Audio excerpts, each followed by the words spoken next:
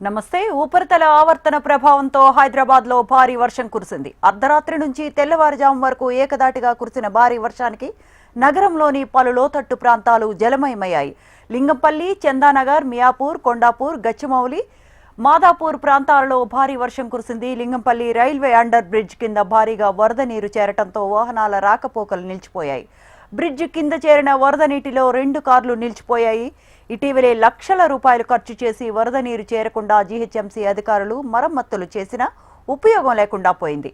ఎప్పటిలాగే వాహనదారులకు నీటి కష్టాలు ఎదుర్కోవాల్సి వస్తోంది.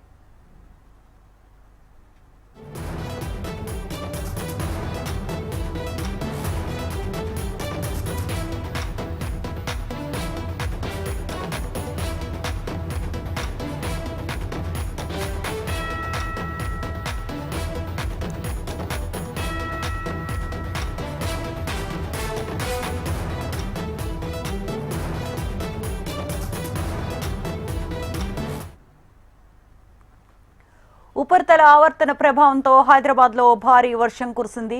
అర్ధరాత్రి నుంచి తెల్లవారుజాము వరకు ఏకదాటిగా కురిసిన భారీ వర్షానికి నగరంలోని పలు లోతట్టు ప్రాంతాలు జలమయమయ్యాయి. లింగంపల్లి, చందానగర్, మియాపూర్, కొండాపూర్, గచ్చిబౌలి, మాదాపూర్ ప్రాంతాలలో భారీ వర్షం కురిసింది.